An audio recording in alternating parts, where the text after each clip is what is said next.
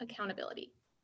Now, the prosecution will not only provide you with two credible expert witnesses, but a peer and friend of Avery herself, Alex Cifuentes. Cifuentes will tell you firsthand of how Becker's sloth mentality and cocky attitude led to Becker's downfall on the Colorado high school mock trial team. Screenshots of Becker's and Cifuentes' conversations will show how this caused Becker's wrath to fester until she acted out in an act of vandalism. An act of vandalism, I may add, on the car of the very mock trial coach who wouldn't let her back on the team, the very mock trial coach who was murdered days later. You will hear from expert witness Jordan Markowitz, a homicide detective with over 12 years of experience. Markowitz will explain his detailed records of Becker's phone calls the days of the murder, as well as the location of the phone. Markowitz will provide an expert opinion for you based on the boundless amounts of circumstantial evidence that this case provides. And you will also hear from the prosecution another expert witness, Kyle Kuzak, an expert in crime scene reconstruction. Ms. Kuzak will testify of how she saw the scene firsthand, unlike defense witness Blake Van Owen. She will also describe her tedious, 5-step crime scene reconstruction process and paint a picture for the jury of just what happened on March 6, 2020. Then, the defense, in contrast, will bring you 3 biased witnesses who they will try to use to piece together a flawed alibi for their defendant, Avery Becker. You will hear from Blake Van Owen, a private investigator who is being personally paid to testify before you today. You will see that Blake Van Owen's claims are based upon secondary evidence alone. Blake Van Owen never saw the scene of the crime untampered. You will hear from Taylor Perkins, a biased best friend of Becker's, who will testify of Miss Becker's rash, inflated ego. And you will learn of how Miss Perkins and Miss Becker skipped school on the day of the murder. Mr. Perkins even quit the mock trial team for the benefit of Miss Avery Becker. Then, throughout Miss Becker's testimony, you will hear about her reckless, emotionally charged actions, and you will hear Avery's baseless, biased alibi. Now, the defense will paint Avery Becker as a teenager who just made mistakes, but this description is an incredible understatement. Her actions have caused irreparable damage. Revenge. And that revenge is sweet for a wrathful teenager like Avery, but this time it did not end in a damaged Porsche. It did not end in Avery's tears. It ended with blood-stained hands. Ladies and gentlemen, her wrath and revenge must result in repercussions in order for justice to prevail today. And now I ask that you will do your duty as jurors and listen to the circumstantial evidence that this case provides. And at the end of this case, my co-counsel, Samantha Kemper, will come before you and ask you to impose these repercussions through finding Miss Avery Becker, the defendant, guilty beyond a reasonable doubt. Thank you. Thank you, counsel. Does the defense have an opening? Yes, Your Honor. May I begin? Please. Good afternoon, Your Honor. Opposing counsel, ladies and gentlemen of the jury, we are here today to save a life, the life of Avery Becker. This innocent young woman has been falsely accused of a crime that she did not commit. The prosecution has dragged Miss Becker to the top of the gallows, waiting to hang her as if she has performed some sort of witchcraft. This sweet girl does not deserve any of the torment that the opposing side has put her through.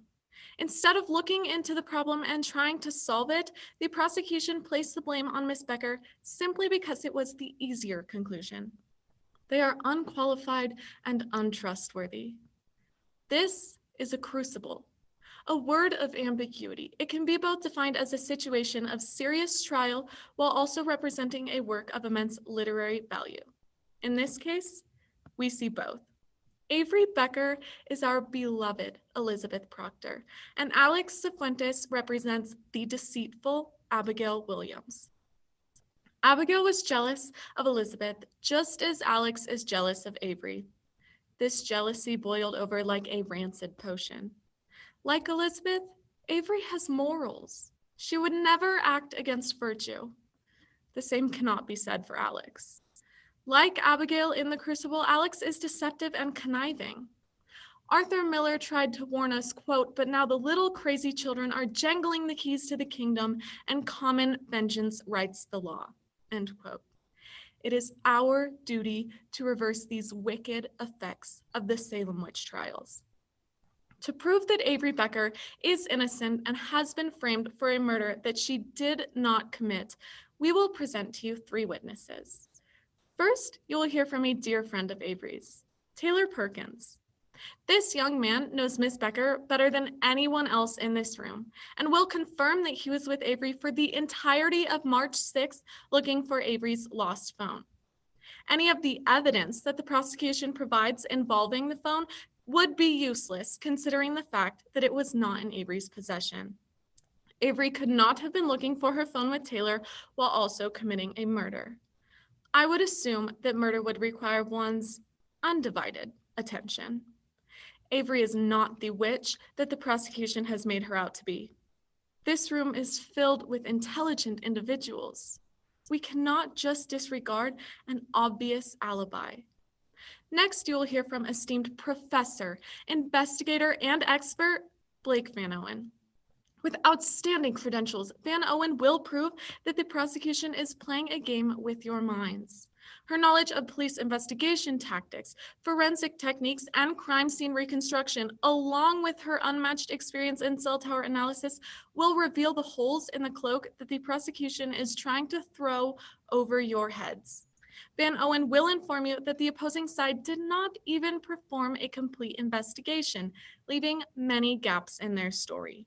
A story of fiction. We are here for the truth. To conclude, you will hear from the sweet girl herself, Avery Becker. Miss Becker will share her side of the story, the side of truth. We are only what we always were. Avery is not the murderous devil that the prosecution has made her out to be. She is still the sweet, successful girl that she has always been. The prosecution is granted the burden of proof, which they cannot handle as their evidence does not exist. Their own witnesses will prove that none of their evidence, none of it, is 100% reliable. Their data has been fabricated and their leads are a figment of the imagination. The prosecution is using the same tactics as the accusers in the Salem witch trials, blaming their failed crops on a prosperous neighbor. Avery Becker is the victim of their sorcery. Ladies and gentlemen of the jury, if you pay close attention to the prosecution's sleight of hand movements, you will see that the opposing side has concocted their case to deceive you. They will wave their wands in your faces in an attempt to make you believe their meaningless words. Ignore their trickery. At the conclusion of this trial, the defense will ask that you find Avery Becker as not guilty. A verdict of guilty would be a travesty, an injustice. Do not let this case turn into another false condemnation of the Salem witch trials. Instead, fight for justice. Fight for Avery Becker. Thank you. Prosecution, are you ready to call your first witness? Yes, Your Honor. The prosecution will call Detective Jordan Markowitz to the stand.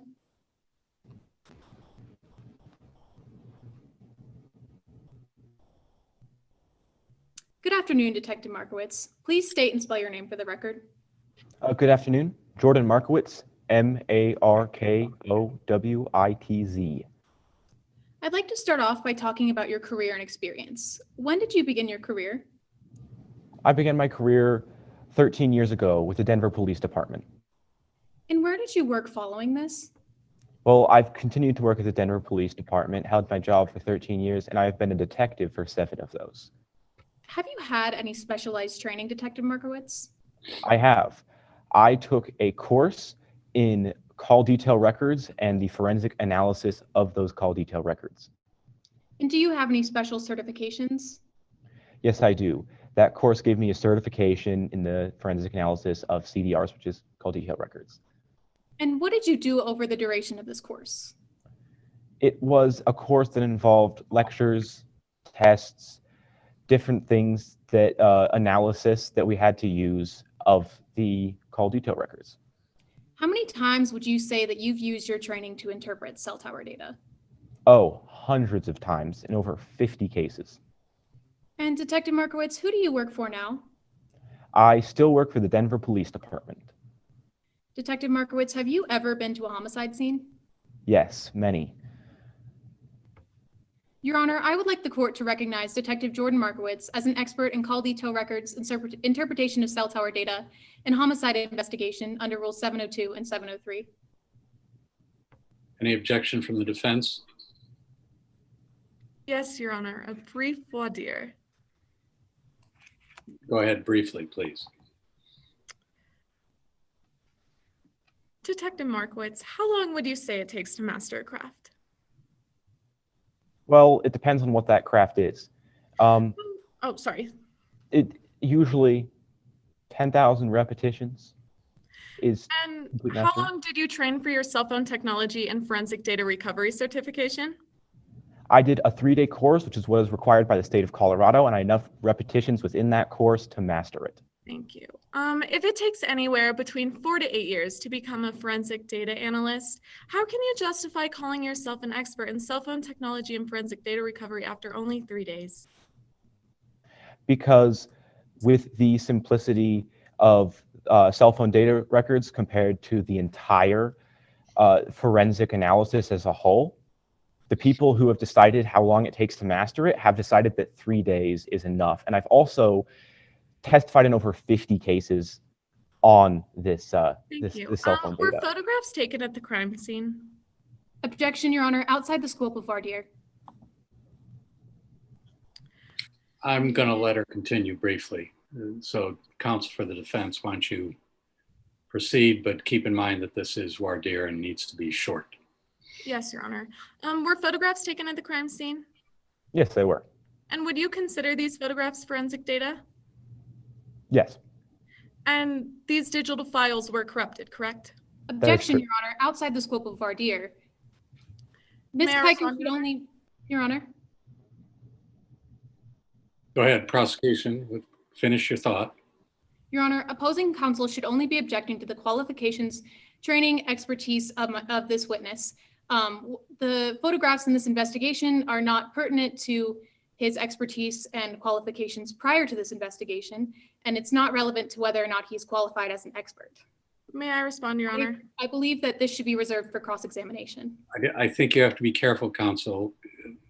The defense is entitled to voir dire on qualifications and expertise, but not to interject a cross-examination into the middle of the prosecution's case. Yes, Your Honor. May I respond to the objection?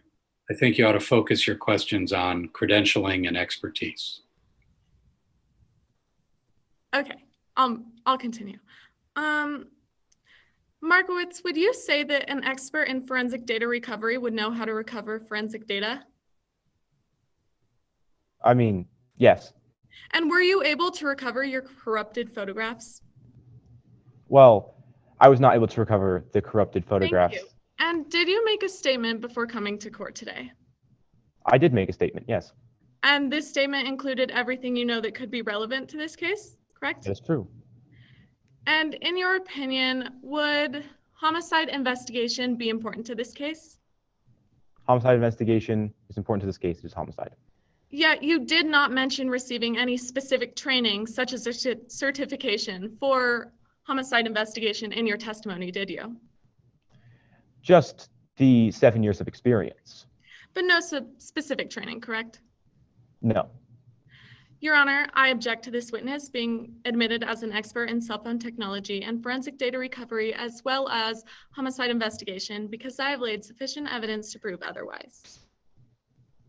I think the witness has the requisite experience to testify in all three of those areas. If you think there are gaps, please address them on cross-examination. Thank you, Your Honor. Prosecution, please proceed. Thank you, Your Honor. And may I clarify that Jordan Markowitz is now qualified as an expert in these specified areas? In the three areas you specified, yes. Thank you, Your Honor. You're welcome. Detective Markowitz, I would like to talk about your work on the murder at 444 South Flower Street. Were you at the scene on March 6, 2020? Yes, I was. And when you arrived at the scene, did you see a victim? I did see a victim. The victim was face down in front of the open door, front door. Did you notice anything about the victim's body? Well, the victim's body was lying in a pool of blood with an apparent wound in his left shoulder, face down, immediately in front of the door, inside, as if he were leaving. Do you presume that the victim was stabbed with any specific object? I do. There was a knife with the victim's blood on it that was the size to create the stab wound very close to the victim. And did you enter the home upon examining the victim? Yes, I did. I went through the back gate, observed some Ring doorbells, and went through the back door into the kitchen, which was immediately inside from the back door. Did you notice anything interesting while you were in the kitchen? Yes, I did. It was in mild disarray, although not something I can use as evidence because it could have just been like that. There was a broken plate, some blood splatter, and there was an open knife drawer and a knife block with a knife the size of the murder weapon missing. Detective Markowitz, what was in this knife drawer that you're talking about? The knife drawer had an eclectic variety of knives of all different brands and sizes, and it was open when I entered the Objection, residence. Your Honor, relevance. Prosecution, what's the relevance of what's in the knife drawer? Your Honor, Detective Markowitz has stated that it is presumed that the victim was stabbed with a knife, and I am laying foundation for the origins of the murder weapon. Okay, I'll overrule the objection. Thank you, Your Honor. Thank you, Your Honor. Now, Detective Markowitz, would you recognize a photograph of this drawer if you saw it? Yes, I would. Your Honor, I now ask that Exhibit 7 be displayed upon the screen for the witness. That's fine, go ahead. Do you recognize this photograph, Detective Markowitz? Yes, I do. This is the knife drawer that was in the residence as it was when I entered the residence. Is this a true and accurate depiction of the knife drawer in the residence as you entered it? Yes, it is. Could the murder weapon possibly have come from this drawer? Yes. Thank you. Your Honor, I now ask that Exhibit 7 be admitted into evidence. Any objection? Yes, Your Honor. Objection to hearsay. How is this hearsay? This is an out-of-court document and it's an image that this witness did not take, so he cannot testify to its contents. Overruled. Thank you, Your Honor. Thank you, Your Honor. And for the record, Detective Markowitz, did you take the photograph of this knife drawer? I did, yes. Thank you. Is there anything specific that you noticed about the knives in this drawer? Well, the only thing to notice is that there is not much of a pattern between them. There are many different types. Some of the things are not even knives. So it's a very eclectic drawer. And Detective Markowitz, you stated that you also observed a knife block. Would you recognize a photograph of that knife block if I showed it to you? Yes, I would. Your Honor, I ask that Exhibit 8 be shown to the witness on the screen. Detective Markowitz, what is this photograph? This is a photograph of the knife block in the residence as it was when I entered the residence. And did you take this photograph? I did. Is this a true and accurate depiction of the knife block as you found it in Mackenzie Brackman's residence? Yes, it is. And could the murder weapon also have possibly come from this knife block? Yes, it is the correct size of the missing knife position. Thank you. Your Honor, I now ask that Exhibit 8 be admitted into evidence. Any objection? Yes, Your Honor. I object to hearsay as nowhere in this witness's statement does he claim that he took these photos. He was with photographers and they collectively got photos, but he never specifically states that he is the photographer there. Overruled. Thank you, Your Honor. Thank you. Now I'd like to talk about how your investigation proceeded. Did you know the victim in this case? Not personally, but I knew of him. He was a defense attorney. Did you take any actions upon learning that he was a defense attorney?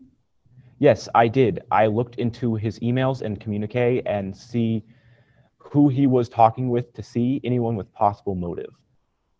What information did you learn from looking into his emails and such? Well, the information I noticed from looking into his emails is that he was heavily involved in something called mock trial, which was also the shirt that he was wearing when he was murdered. So where did this information about mock trial take your investigation? I went to the school where he was the coach of the mock trial team, Colorado High School, and I went through a list of members on that mock trial team and began investigations and interviews with those students. Upon interviewing a student, did you have a prime suspect in this case? Yes. So the first student we interviewed, Alex Fuentes, gave us a prime suspect, Avery Becker, who we then followed with the rest of our investigation. And did you have any other secondary suspects prior to this?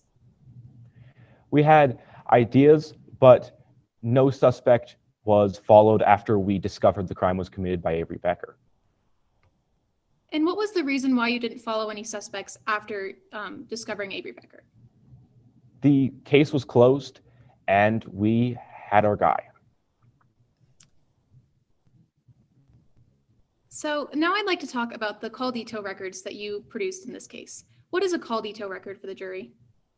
A call detail record is a record you can get from a cell phone service provider that shows the pings of a phone as it moves and as it gets contacted from different cell phone towers in different radius and different distances.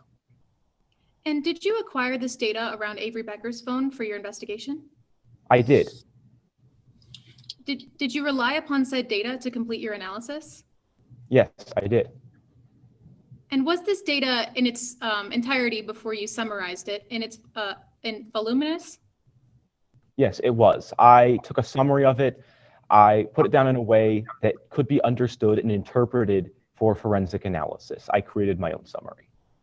Would you recognize a CDR if you saw one? I would. Your Honor, I ask that Exhibit 15 be shown to the witness.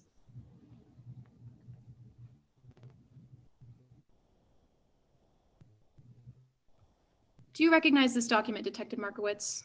Yes, I do. Can you tell us what it is? This is the summarization of the CDR that I created of the day of the murder, with locations of Becker's house, Brackman's house, and other important locations that have to do with the murder. Detective Markowitz, did you create this chart as a part of your regular business at the police department in investigating CDR data? I did. And what was the purpose of this chart? The purpose of this chart is to more easily understand the data that we got from the CDR. And has this chart been kept in police department as part of the investigation file for this case? It has. Detective Markowitz, is this a true and accurate copy of the chart that you created of CDR data in order to summarize data? That is true. Yes, it is. Your Honor, I now ask that Exhibit 15 be admitted into evidence. Any objection? No objection, Your Honor. Documents admitted without objection. Thank you, Your Honor. Now, Mr. Markowitz, Detective Markowitz, what does the CDR show for the jury? Well, this CDR shows pings to Avery Becker's cell phone that would presumably put Avery Becker at the location of the murder at the time of the murder. Did you form any conclusions after looking at this data as well as your other data? Yes, I did. And what were your conclusions that you made? My conclusions were that Avery Becker had the ability, motive, and means. Your Honor, opinion on an ultimate issue. Prosecution, your response? Detective Markowitz, Your Honor, has not stated whether or not he believes yet that Avery committed the crime. He is simply testifying to his data that he is allowed to opine on under Rule 703, that Avery Becker could have possibly had the motive as well as evidence towards being the one to commit the murder. Detective Markowitz has not stated whether or not he believes that Avery Becker is the murderer in this case. May I respond, Your Honor? You don't need to, counsel. I'm going to sustain that objection. Counsel, if you can Thank you, rephrase, you can go ahead. Thank you. Detective Markowitz, what do these cell phone pings show you about the location of Miss Becker's phones? These pings show that Miss Becker is in the location of the murder at the time of the murder with the means to commit it. Thank you. Your Honor, no further questions for this witness. Any cross-examination? Yes, Your Honor. Please go ahead. Did you interview any of the witnesses present today? Yes, I did. Who? I interviewed Alex Fuentes. Was this your first interview for the case? Yes, this is my first interview. And did you interview anyone else here today? No, I did not. So it is possible that your first impression of this case distorted your view of it, correct? Well, my first impression was it was a disgruntled ex-client, but my first interview did help me in my case, yes. Okay, and did you know the victim, Mackenzie Brackman? Not personally. But you knew he worked in criminal defense, correct? Yes, I did. And you used that knowledge to state that his murder could be the work of a disgruntled ex-client. Yes, that was our initial thoughts before the investigation. So did you interview any of Mr. Brackman's previous clients? Not after the case was closed. Or at all, right? Yes, that is true. Can you perform a complete investigation if you do not follow up on all of the leads? Well, no, but I believe Thank we you. followed up to the extent that we needed to. Okay. Let's move on to call detail records. The CDRs tell you where the phone is, right? Yes, that is true. But not where she is. Yeah. So your cell tower records could have nothing to do with her location, correct?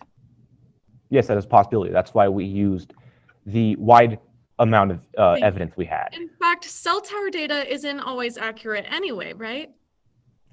Yes, on rare occasions, there are different ways that it can connect to different towers. So you have no way to 100% certify anything that you're claiming to be true about Avery Becker's location on the day of the murder, is that correct?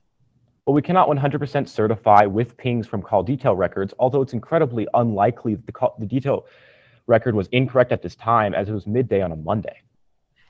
Okay, thank you. And do you know Avery Becker? No, not personally.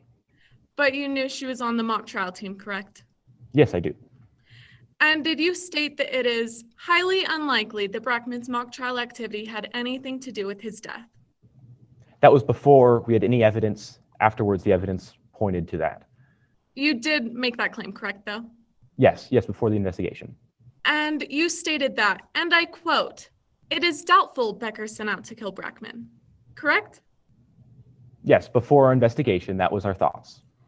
No further questions, Your Honor. Any redirect? No, Your Honor. Okay. Can you excuse this witness? Prosecution, please call your next witness.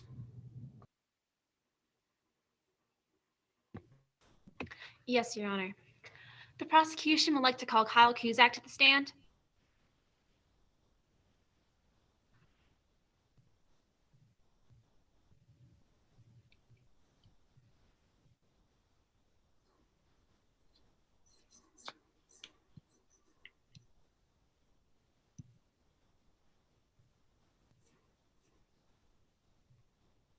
Did you hear me, Your Honor? I did. Okay. May I proceed? Yes. Thank you. Good afternoon, Ms. Cusack. Can you please state and spell your last name for the record? Good afternoon. Kyle Cusack, K-U-Z-A-K. Thank you. Now, what is your current occupation? I am currently a Colorado Bureau of Investigation Certified Crime Scene Reconstruction Investigator, also known as a CSR. And now, what kind of experience do you have? I have 19 years of experience working with complex crime scenes. And now, what would this include? This would include things such as home invasions, burglaries, property crimes, homicides, domestic violence, fatal accidents, and armed robberies. Thank you. Now, is there any other experience that you have? I've spent my most recent 3 years of my tenure working with the City of Denver. And now, how do you approach having accurate and efficient CSR work? I approach this in 5 steps: recognition and documentation, collection of evidence, evaluation of evidence, hypothesis and testing, and reconstruction. Thank you. At this time, Your Honor, I would like to recognize Kyle Kuzak as an expert witness as a reconstruction investigator to provide opinions about this case under Rule 702 and 703. Any objection from the defense? Yes, Your Honor, a short voir dire. Go ahead. Thank you, Your Honor. Ms. Kuzak, you are not a police officer, correct? That's correct. I'm a CSR. And you are also familiar with the expert witness, Blake Van Owen? Yes. Yet, you state that some of his expertise fall out of your, his conclusions fall out of your expertise, correct? That is correct. And you both have worked as crime scene reconstruction investigators, correct? Yes. Yet you still find some of his conclusions that fall out of your expertise, correct? He's qualified. He has some other qualifications that I don't. I'm qualified solely as a CSR. And how many years have you been working in this field? 19 years. Thank you. Your Honor, I object to this witness being entered as an expert witness, as this witness does not have the expertise to testify to the entirety of the conclusions made in this case. I don't believe she's being offered as a witness to testify to all the conclusions in the case. I think the offer was more specific than that. So I'm going to let her testify within her areas of expertise. If you think she's strayed outside of that, you should object. I'll address it at the time. Thank you, Your Honor. So just to clarify, she is being recognized as an expert witness as a reconstruction investigator? As a CSR, CRS? Yes. Yes, Your Honor. Yes, and to the extent she testifies within her area of expertise, I'll allow that, and we'll see if the defense objects if you're going outside of that. Thank you, Your Honor. Now, Ms. Kuzak, did you visit the crime scene? Yes, I did. I visited the scene of the homicide at 444 South Flower Street just after it had been processed by other members of the crime lab. Now, did you review anything for this case? Yes, I reviewed all of the original police reports as well as the photographs taken from the scene and the 4-ring security camera videos. Now, did anything guide your work while you were working on this case? Yes, as with all of my work, I always allow my 2 key principles to help guide me through my case. And now, what's the first key principle? The first key principle is that I assume everything is going to trial so I can conduct an accurate investigation accordingly. And then what is the second part? My second principle is that starting from day 1, I memorialized, documented, and organized all of the evidence. That way I could look at it with a mindset of future reconstruction. And now, what else do these principles do for you? These principles ensure that I conduct an accurate and efficient flow of my CSR work. Thank you. Now I'd like to discuss the steps that you took in this case. What was one of the first steps that you did?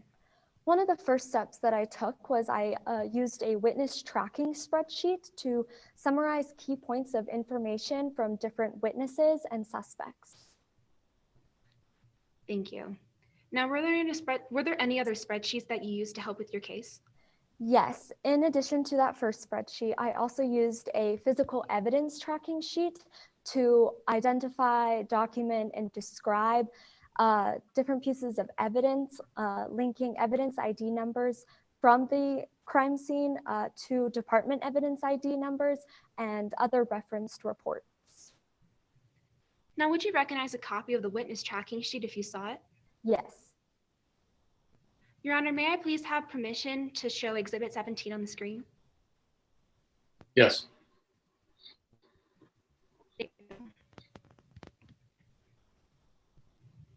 What is this document, Ms. Kuzak? This is a copy of my witness tracking spreadsheet. Is this a fair and accurate copy of the witness tracking sheet that you created? Yes. And is this document something you use throughout your investigation of this case? Yes. And do you create charts like this as a regular part of your work as a crime scene investigator? Yes. And did you keep this as a part of your file? Yes. Thank you. At this time, Your Honor, I would like for Exhibit 17 to be put into evidence. Any objection? Yes, objection on the grounds of hearsay. Sustained. Thank you, Your Honor. With the steps that you have taken, what did you come up with? I can conclude that the perpetrator, matching the general height and build of the defendant, had approached the victim's residence. Was there anything else that you concluded? That initially stepping onto the front porch and checking the front door as captured by Ring security camera, and then proceeding to the south side of the residence and eventually out of the camera's range. Was there anything else that you noticed when you looked at the Ring camera video? I noticed that the perpetrator had left the range of the security camera, but was captured approximately 10 seconds later by a second security camera located at the victim's rear door residence. And were you able to see the perpetrator leave the residence from the Ring camera video? Yes, I was. And when you saw the video, how was the perpetrator leaving? They were moving Objection, Your Honor. quickly. Assumes facts, not evidence. The Ring doorbell footage has not been entered into evidence yet, so this witness cannot testify to the contents of the Ring video. I'll sustain that objection. Thank you, Your Honor. Now I would like to discuss what you saw when you went inside the house. What kind of observations did you find? I noticed that there were scuff marks on the kitchen floor immediately inside and to the right of the back door. I also noticed that there was a broken plate on the floor beside the kitchen table, and this would indicate a struggle. Was there anything else that you noticed? Yes, in the kitchen, I noticed that there was a drawer open in which several small knives and other kitchen utensils were present. But more importantly, I noticed that there was a knife block on the counter just a few feet away, and one knife appeared to be missing. Thank you. And lastly, Ms. Kuzak, after all the observations you saw, what is your conclusion? I believe this was a planned burglary gone bad. The perpetrator had full knowledge of the victim's property and residence. Thank you, Ms. Kuzak. No further questions, Your Honor. Cross-examination. Yes, Your Honor. Good afternoon, Mrs. Kuzak. My name is Anna Kiserman. I will be conducting your cross-examination. I ask that you please refrain from elaborating on my answers. A simple yes or no will suffice. Ms. Kuzak, you stated previously that you believe the victim was stabbed during a struggle, correct? That is correct. Yet you also state that the victim and intruder were not engaged for long before the fatal incident occurred. Yes, I believe that to be true. So they would not leave much room for a struggle, correct? No, there was enough time for a struggle. So if there was enough time for a struggle, there would be physical evidence, correct? There is physical evidence pointing to a struggle. So there are bruises? There's a broken plate and scuff marks on the floor that indicate a struggle. Ms. Kuzak, I ask about physical evidence in relates to the body besides the knife that was stabbed into the victim. Was there any physical evidence such as bruises or cuts? Not that I'm aware of, no. You also state that the victim would show internal bleeding before any signs of external bleeding, correct? That is correct. So there was blood splatter and cast off blood splatter droplets, correct? Yes. And there was this when the victim was stabbed? Yes. So there were cast off blood splatter droplets when the victim was stabbed, correct? Yes. Ms. Kuzak,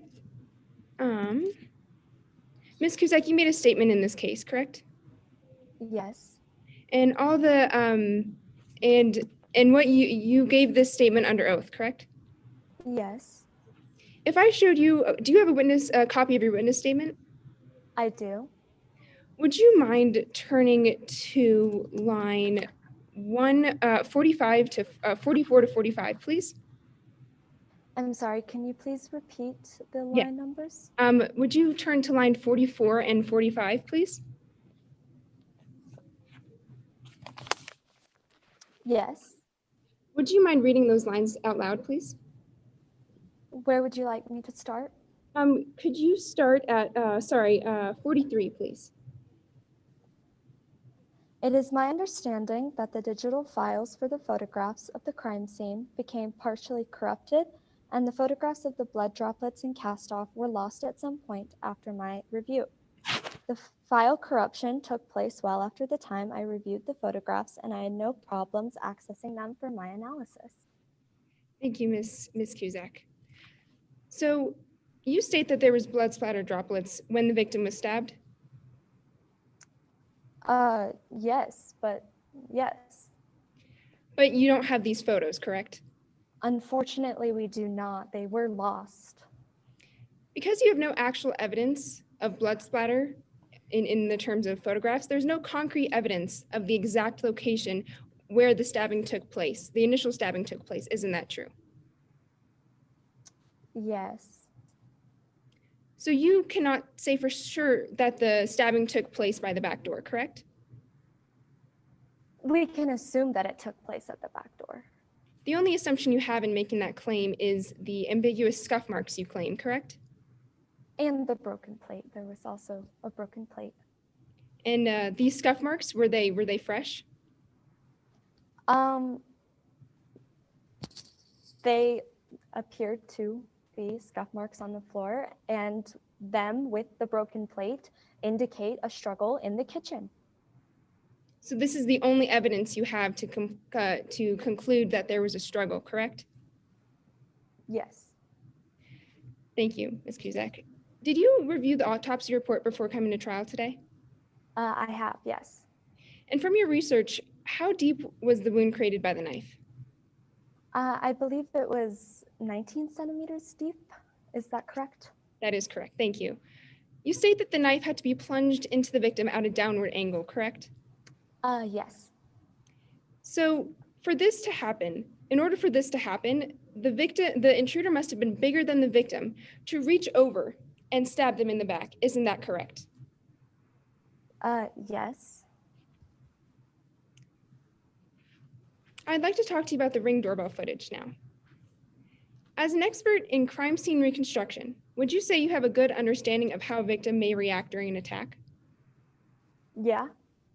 And if someone who is getting attacked, wouldn't it make sense for them to grab the first item of defense in sight? I mean, it just depends on what's running through their mind in that moment. And what did the victim do in this case? The victim grabbed a knife to defend themselves. And in this case, the victim went to the drawer and got a large chef's knife, correct? They grabbed a chef's knife, yes. So they took time to go and find a large chef's knife that from inside their house to use it to meet the intruder by the back door. Isn't that correct? Yes, they grabbed the knife to defend themselves. And this knife they used was the same brand as the knives in the knife block? No, it was not. I believe it was a Chicago cutlery knife. So this knife was completely unrelated to the missing knife, in the missing brand of knives in the knife block, correct?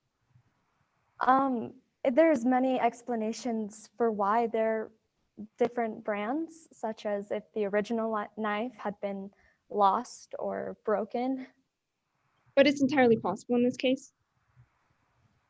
It's possible to have the knife not match the rest of the knives in the knife block.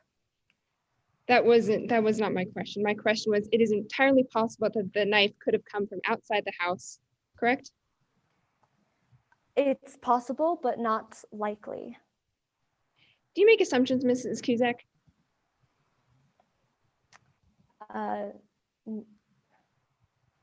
No. You stated in your direct that you assume that everything, you make assumptions that everything is going to trial, correct? Yes, it's one of my key principles. So you assume that the knife and the broken plate and the scuff marks all relate to a struggle, when that is your only evidence, correct? Yes. I'd like to discuss the Ring doorbell footage now. Did you look into the Ring doorbell footage? Yes. Are you familiar with Ring doorbells? Yes, I am. So you would know about a user setting that allows someone to turn off the motion alerts, correct? I have heard of that, yes. So your claim of a so-called struggle rests solely on the fact that these motion alerts must have been turned on. Isn't that correct, Mrs. Kuzak? Yes. Thank you, Your Honor. No further questions. Any redirect? No redirect, Your Honor. Thank you. Excuse this witness. Prosecution, call your next witness, please. May I, the prosecution would like to call Alex Fuentes to the stand.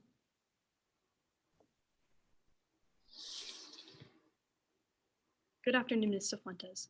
Please state and spell your name for the record. Alex Cifuentes, Sifuentes. I would like to start off by asking a few questions about the Colorado High School mock trial team. You are a student at Colorado High School? Yes, I am a senior there right now. And what activities are you involved in at Colorado High School? I am in the Colorado High School mock trial team. When did you join the mock trial team? I joined the team in my freshman year. Why did you decide to join mock trial? I decided to join because it's something that I've always been interested in, and my friend Avery also was in the team, and she convinced me to join. Do you see Avery Becker in the courtroom today? Yes, I do. Can you please describe what they're wearing? Yes, Avery has blonde hair and is wearing a beige-brown sweater. I'd ask the record to reflect that the witness has identified the defendant, Avery Becker. Did the mock trial club meet to practice? Yes, it did. Did you attend those meetings? I did. Did being on mock trial take a lot of practice and preparation? Yeah. Relevance? Your response? I'm asking if this took a lot of practice and preparation to determine, to later talk about Avery's practice and preparation in mock trial. And this goes to the motive, bias, and interest of the defendant, Avery Becker. I'm going to overrule it at the time being, but you're going to need to tie this together, counsel. Thank you, Your Honor. Was Avery Becker in attendance at these mock trial practices? Yes, she was. What did you observe regarding Mrs. Becker's participation in mock trial practices? I noticed that she was always a bit more lazy, never really prepared fully for the mock trial, and that she was usually late. Ms. Fuentes, how much work did you put into the mock trial cases? I'd say Objection, Your Honor. Same objection to relevancy. I don't see how the work ethic of this given witness has any relevancy to the case at hand today. Counsel, what is the relevance of this witness's work ethic? This is relevance for the motive, bias, and interest of the defendant, Avery Becker. How does this witness's work ethic go to motive or bias of the defendant? This goes for comparison of the work ethic of Avery Becker compared to Alex Fuentes. I'm going to sustain the objection, counsel. Let's focus on bias or work ethic of the defendant, not of this witness. Thank you, Your Honor. What kind of a role did Miss Avery Becker play on the team? Miss Becker, or Avery, sorry. Avery was always a bit more, I guess like she didn't really have Avery was always like a bit more unprepared and never really did her work for the team. Thank you. Now I'd like to discuss the incidents between Miss Becker and Mackenzie Brackman. Did you know Mackenzie Brackman? Yes, I did. He was our mock trial coach. Mr. Fuentes, can you please describe the relationship between Mr. Brackman and Avery Becker based on your observations? Yeah, based on my observations, I observed that their relationship was never really the best. Mr. Brackman was usually upset with Avery for showing up late and not putting in as much work as the other people on the team.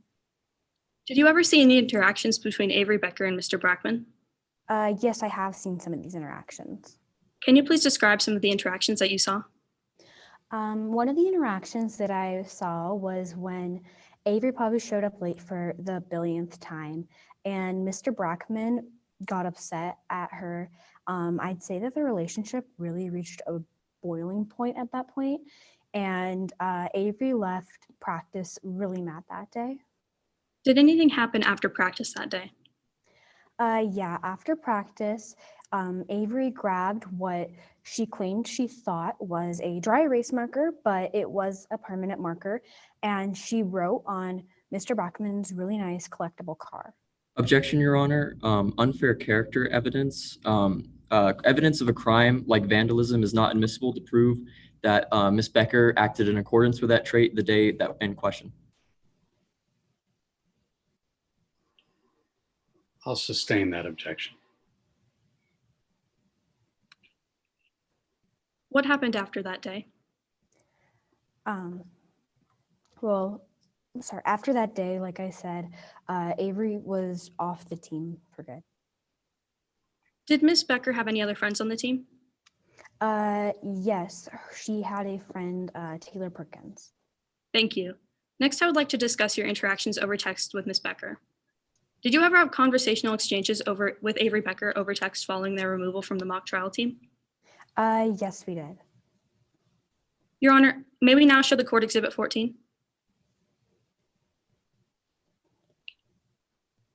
Sir, I mean, you can go ahead and show the witness any exhibits you like. We won't publish them until they're admitted. Okay. Ms. Cifuentes, do you recognize this? Yes, these are the screenshots of the text conversation that I had with Avery. What cell phone did these screenshots come from?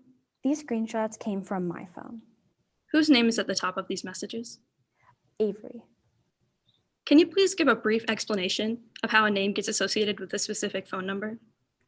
Yeah, so Avery gave me her phone number so we could communicate about mock trial, and I entered into my phone under her name, Avery. There are text bubbles on the right and there are text bubbles on the left. Which bubbles are from who? The ones on the left and the right are from Avery. Objection, Your Honor. Improper lay foundation. The witness is testifying to the contents of the exhibit without it first being entered into evidence. Overruled. How do you know that these text messages came from Avery Becker? I know that these texts came from Avery because they came from the contact and the number that I associate with Avery. Is this a true and accurate copy of the text exchange between yourself and Ms. Becker? Yes, it is. Your Honor, I now ask that Exhibit 14 be admitted into evidence. Any objection, Mr. Burns? Your Honor, an objection to Rule 1003. This duplicate is not admissible as a genuine question is raised about the authenticity of the original text exchanges. They were never authenticated by a third-party source. They were authenticated by the person whose phone it was. Isn't that correct? I'm sorry. Could you explain that? Was this not the witness's phone where she entered the defendant's phone number, and as she has now testified, these are the texts off of her phone? Your Honor, we allege as the defense that these are doctored screenshots of text exchanges that never occurred. So we still remain to the objection of 1003, as we don't know whether or not these genuine objections or genuine exchanges actually occurred and were authenticated. Counsel for the prosecution, why don't you lay a little more foundation for this document, please? Your Honor, this document was authenticated by Detective Jordan Markowitz during his investigation, and these photos were kept in the police file as part of the investigation. Counsel, I'm asking you to establish more foundation through your witness, please.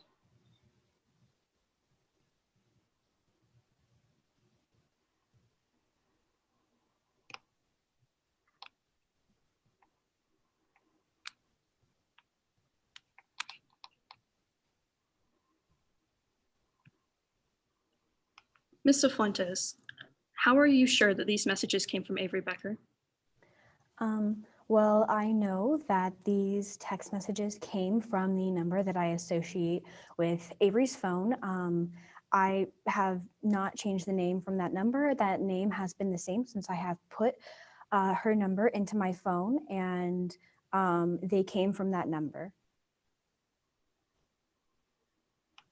Your Honor, I now ask that Exhibit 14 be admitted into evidence. Mr. Burns? Your Honor, the defense remains with their objection. Overruled. I'll admit this Exhibit 14. Yes, Thank Your you, Honor. Your Honor. Ms. Cifuentes, can you please read the text messages following the spot where Mr. Becker says well? Well, if he's still upset about his car, then he's going to be really upset when he sees what I do to his house. What are you going to do to his house? I'm going to wait until he's at work, then break in and trash it. That'll show him. I don't think that's a very good idea. Thank you. Were you contacted by anyone involved in the investigation?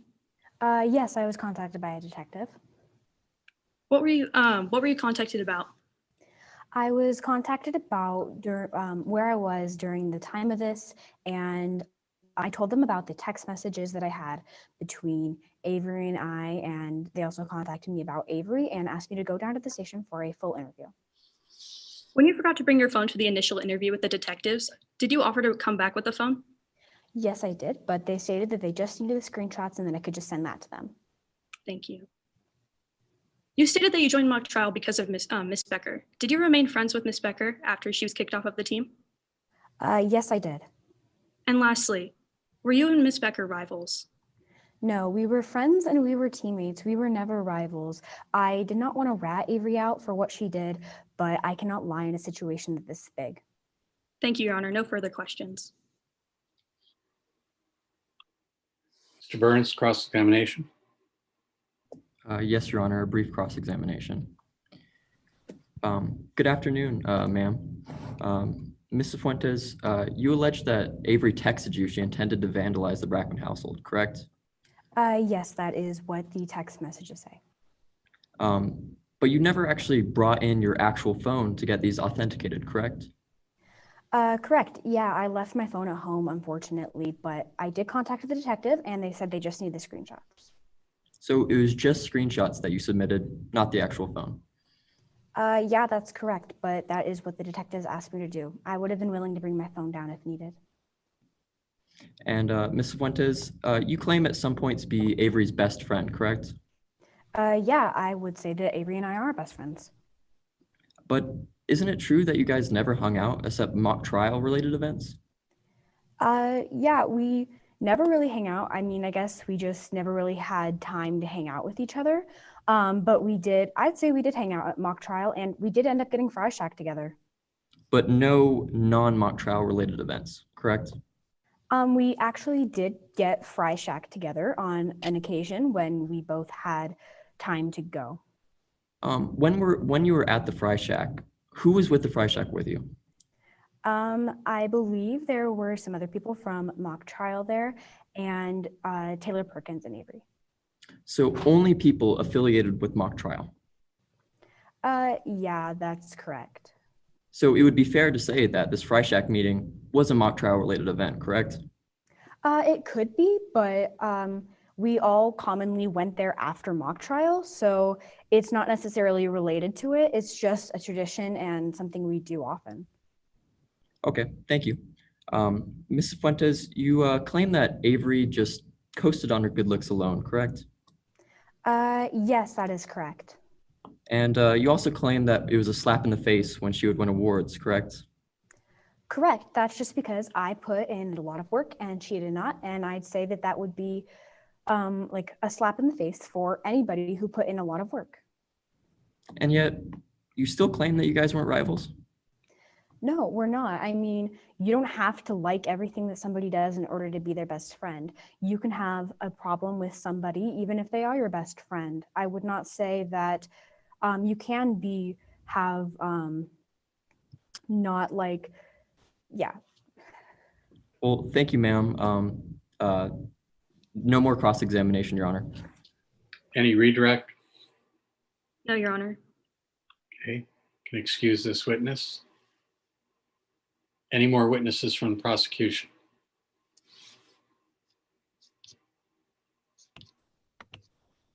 No, Your Honor. The prosecution now rests. Defense, call your first witness, please.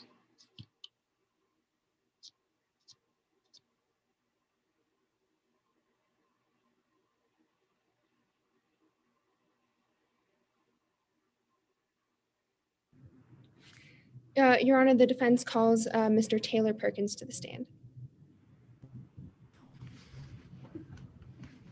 You can proceed when you're ready, counsel. Thank you, Your Honor. Good afternoon, Mr. Perkins. Please state your name, spell, and the last for the record. Taylor Perkins, Perkins. Mr. Perkins, can you please tell the court a little bit about yourself? I'm a freshman at CU Boulder. Last year I graduated from CHS and I was on the mock trial team there with Avery Becker. How was your relationship with Ms. Becker? Me and Avery were best friends. I joined the mock trial team because of her and we did so much together. Did you enjoy being on mock trial? I didn't enjoy it too much. Avery was the one who was really good at it. Do you know the victim in question today, Mr. Mackenzie Brackman? Yes, he was our mock trial coach. You stated previously that you decided to leave mock trial. Did anybody influence this decision? No, I made the decision all on my own. Did Ms. Becker also decide to leave mock trial? No, Avery was moved back onto the A team to replace me. Did you agree with Mr. Brackman's decision to move Avery up to A team? Yes, Avery deserved to be on A team, and even though her and Mr. Brackman disagreed on things, she deserved to be on the A team. Did Ms. Becker ever get mad to the best of your knowledge? I've only known her to get mad once in the whole time I've known her. What happened during this incident where she got mad? I was not personally there, but I heard that she made a comeback at Brackman after he yelled at her, and then he got mad and kicked her off the team.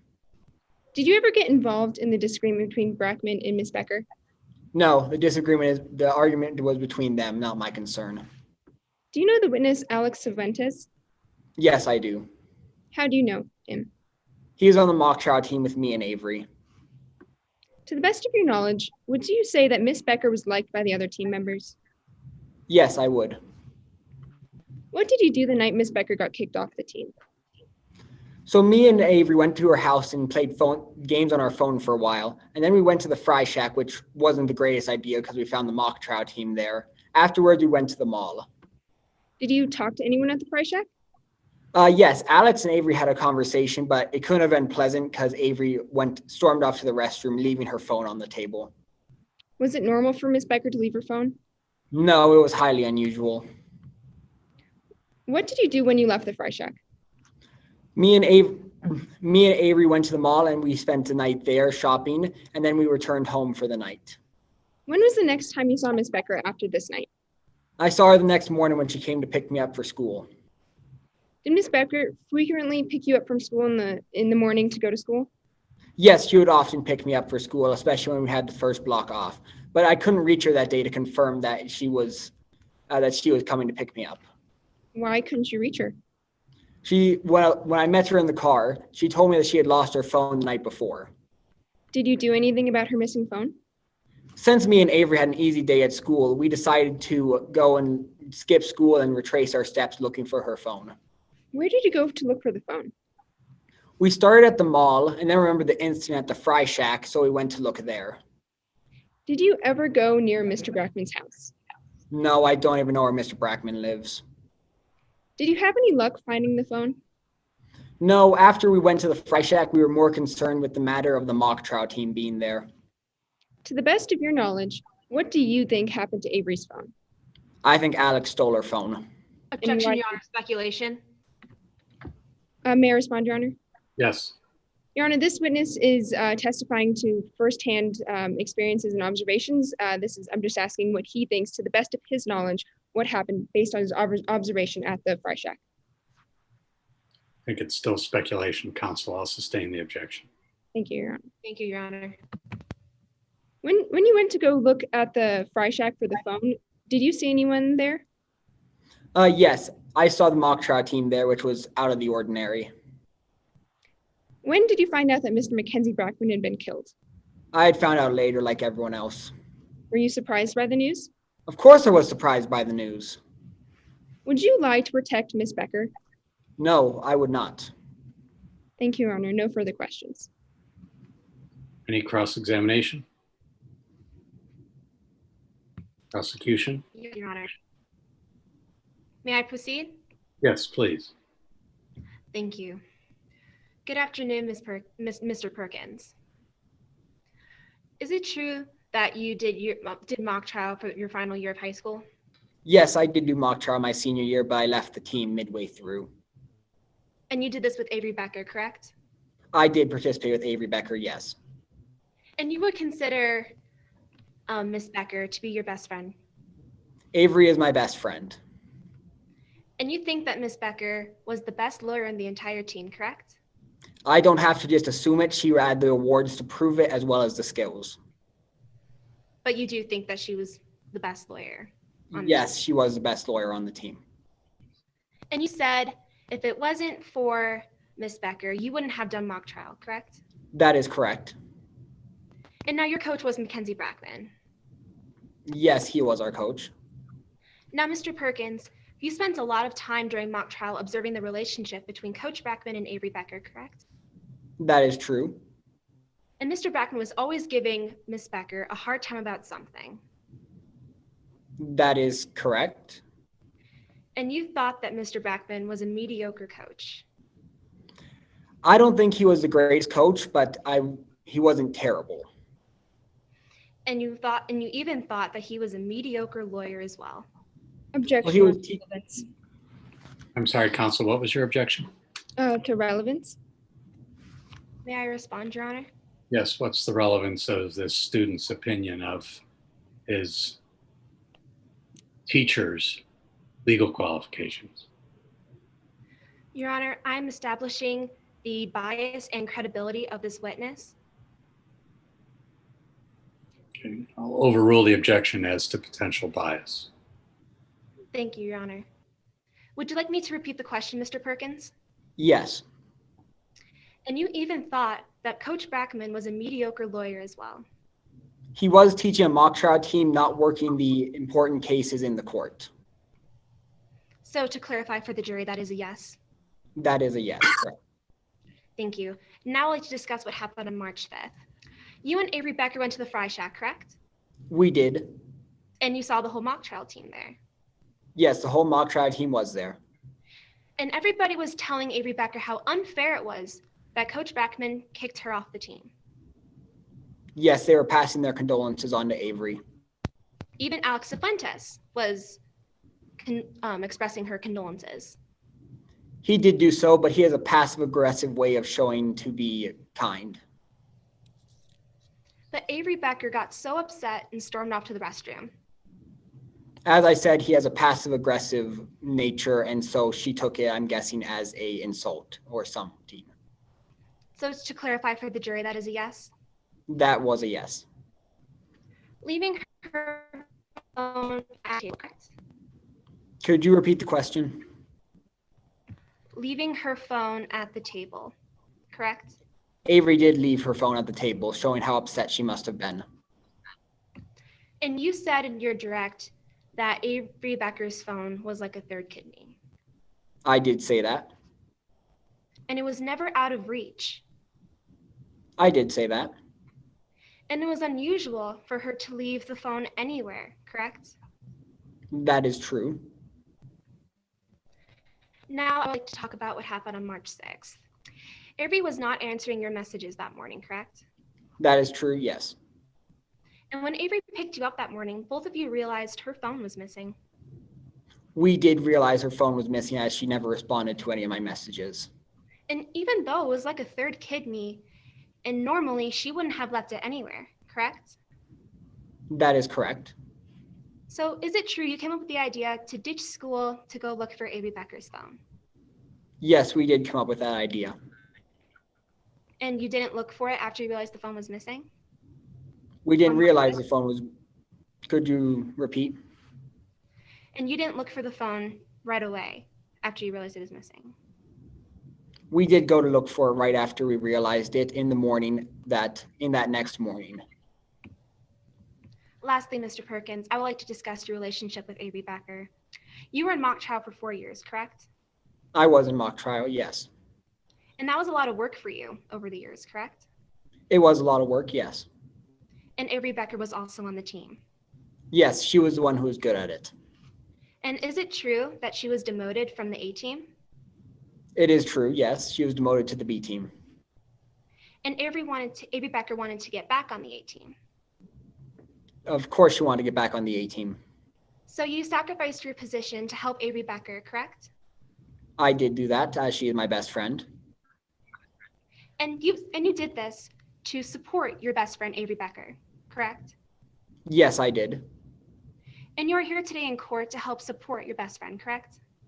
I am here to help Avery Becker, yes. Thank you. Thank you, Mr. Perkins. And thank you, Your Honor. No further questions. Any redirect? No redirect, Your Honor. Okay, defense, call your next witness, please. Your Honor, the defense calls Professor Blake Van Owen to the stand. Please feel free to proceed when the witness is ready. Good afternoon, Ms. Van Owen. It's really great to see you again. Please state your name and spell your surname for the record. Blake Van Owen, Blake, V-A-N, space, O-W-E-N. What do you do for a living?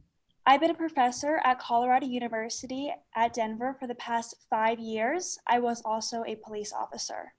And what are some of your duties at Colorado University at Denver? I teach a course on police practices and social justice. What schooling have you received for this job? I attended the University of Colorado and Ashford University, where I received a master's degree in criminal justice, as well as a Bachelor of Arts in English. And do you have any other occupations? Yes, I work as an expert witness and a private investigator. And in what matters do you usually give your expert opinion on? I usually testify to forensic techniques, cell tower analysis, crime scene reconstruction, and general police investigation tactics. And does your work as a defense expert limit itself to the state of Colorado? No, I have been accepted as a defense expert in at least 5 different states. And could you give a jury an estimate on just how many cases you've consulted on? Definitely more than 100. In the average year, I will handle between 9 through 12 cases, roughly this size. Your Honor, at this time, I move to have Professor Blake Van Owen as an expert in general police investigation tactics, as well as criminal justice. Does the prosecution have any objection? No objection, Your Honor. Okay, we'll accept the witness in those 2 areas. Professor Van Owen, did you conduct an investigation for this case? Yes. Did you write a case report? Yes. Your Honor, at this time, may co-counsel screen share what is marked as Exhibit 20? Yes, you can go ahead and screen share with the witness without asking for my permission.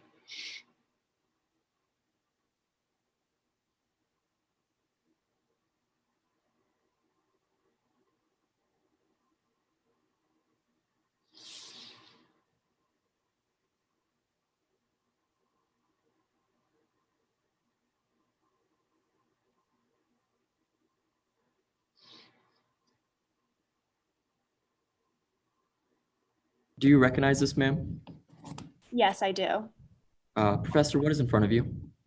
This is the expert report I wrote specifically for this case. In writing this report, what data have you taken into consideration? I reviewed cell tower reports, witness testimony, police reports, and crime scene reconstruction prepared by the prosecution. Your Honor, at this time, I believe I've laid sufficient foundation and move that Exhibit 20 be entered into evidence. Any objections from prosecution? No objections, Your Honor. The document is admitted. Thank you, Your Honor. Professor Van Owen, how do cell tower reports track the location of a given phone? Well, first you find which cell tower the given phone was communicating with. Then you assume that the cell tower is the closest to the phone. And from there, you can draw out an estimated radius that the person is in. Are cell tower reports the same as GPS location? No. And what are some of the significant differences between the two? Well, the simple fact is that cell tower data is not accurate. And why is that? Well, cell tower reports rely on the phone to communicate with the nearest cell tower. Sadly, this isn't always the case. Phones are designed to connect to the fastest tower, not necessarily the nearest. Could you give us an example of this? Your Honor, I object to speculation. Overruled. Thank you, Your Honor. Would you like me to ask the question again, Professor Van Owen? Yes, please. Could you give us an example of your previous answer? Well, you could be sitting at the base of one tower using your phone, but connecting to another tower miles away. You might just connect to one far away because it's newer and faster. Are there any other reasons why cell tower reports are inaccurate? Yes. What other reasons could there be? Cell towers cover very wide ranges. Well, is that found in this case specifically? Yes, Tower 1191, the relevant tower in this case, covers a huge area. A phone could be in a range of the tower, but not even be in the sight of the Brackman household. So in your expert opinion, can you use cell tower data with certainty to determine the location of a phone? Your No. Honor, objection to speculation. This witness has not been classified as an expert witness in cell tower record data. Sustained.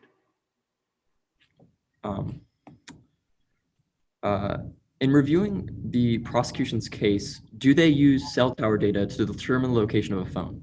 Yes. Where does Ms. Becker claim she was the day of the murder? She claims that she lost her phone the day prior to the murder and spent the day of the murder searching for it with her friend, Mr. Perkins. And do the cell tower records and call detail records contradict the idea that she lost her phone that day? Prior? No. In fact, it supports the idea that she did not have the phone at all. In what way?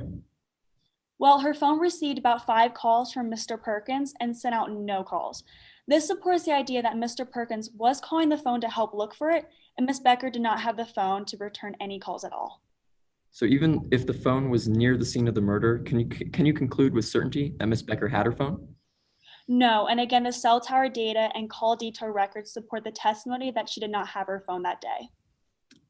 Professor Van Owen, have you conducted your own crime scene reconstruction? Yes.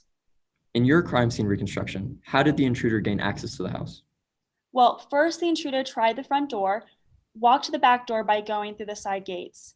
This was caught on camera. And what type of camera was that? It was the Ring camera. And what makes a Ring camera different from, say, a conventional landline camera? Well, the Ring camera connects to a mobile phone. Using a mobile phone, you can review the camera feed. And does this detail specifically impact your crime scene reconstruction? Well, Cusack opines that Brackman must have seen the alert from their phone and confronted the intruder at the back door. However, this is all conjecture as we cannot know whether or not Brackman had motion alerts turned on or if he even saw the alert. Well, is there any information that could give us certainty on whether or not Brackman saw this alert? Yes, and Detective Markowitz had the ability to get it. He could have easily subpoenaed Brackman's user account records, but he skipped over that one. Haste makes waste. So can we know that Brackman was aware of the intruder before they entered? Not at all, especially if they turn on those constant annoying Ring notifications. After the intruder entered, was there a struggle? Absolutely not. Although Cusack's report argues otherwise, Cusack saw scuff marks and immediately concluded a struggle. Can we know that those scuff marks in particular came from that day? Absolutely not. You cannot carbon date that stuff. Could be 1 week prior or 10 years prior. We just don't know. So in your expert opinion, is it reasonable to suspect a struggle took place? No, absolutely not. The writing's on the wall. Is the existence of a struggle relevant to Cusack's report? It is vital. Cusack's report claims that the intruder broke in with the intent to vandalize, but ended up killing the victim in a struggle. Without a struggle, it logically follows that the intruder entered with the intent to kill. Is there any other evidence that the intruder entered with this intent to kill? Yes, and it's the clearest one. Their murder weapon is most likely not Brackman's knife. How do you know this? It is an entirely different brand and style than Brackman's otherwise orderly set. Now, it's possible that Brackman just decided to purchase a single knife off of a different style, handle, and brand than all of his other knives, but I would never rest a case on that much of a stretch. And what relevance is this to your report? From the hundreds of stabbings I reviewed, you only bring a knife into a home invasion if you have an intent to kill. The intruder in this case had an intent to kill. And is there any other evidence you used to show the same point that the murderer had an intent to kill? Yes. And what other evidence is this? Well, the murder had been taking place with the victim sitting down and the murderer behind them. For this not to be true, the victim would have had to been way taller than Brackman. There's no way the intruder is that tall, as the ring camera footage clearly shows a suspect of average height. And from this, in totality, what would be your expert conclusion on what occurred in the house? Well, in my opinion, it is obvious that the intruder snuck up behind Brackman while he was sitting down and stabbed Brackman's aorta with the knife he brought in. So, was this vandalism gone wrong? No, this was removed. Calculated murder from someone who sought Brackman's death. In conducting your investigation, did you find anyone who could have wanted Brackman dead? Why, yes, I did. And what is their name? Blair Rowlands. Your Honor, can co-counsel play Exhibit 22? Are you talking about playing it in open court? No, Your Honor. I'm not seeking to enter it into evidence yet, merely to play the exhibit so the witness can reference the exhibit in its totality. It's an audio recording. Okay. I'm gonna presume that you have the means, even though it's artificial, to play it just for the witness and not for the entire courtroom. And on that basis, go ahead. Headphone. Sorry. Co-counsel, can you play the exhibit, please?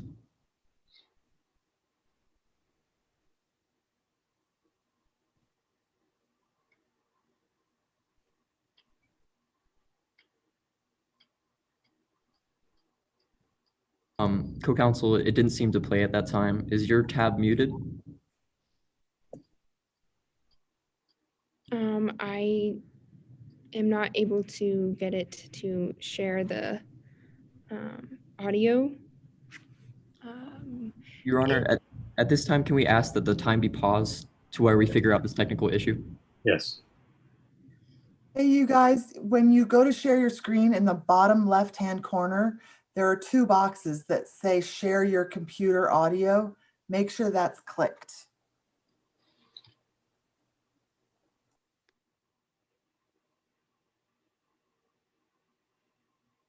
I will try that again.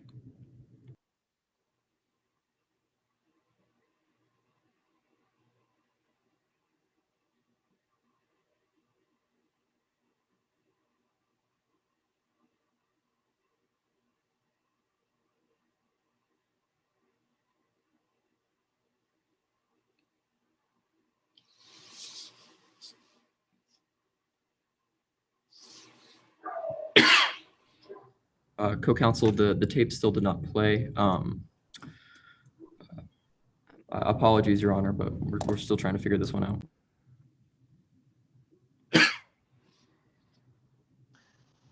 I'll get you back, Brackman, if it's the last thing I do.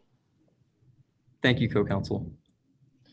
Mr. Van Owen, did you recognize this audio tape? Yes. And what is it? This is the audio tape of the courtroom after Blair Rowland's father was sentenced to murder.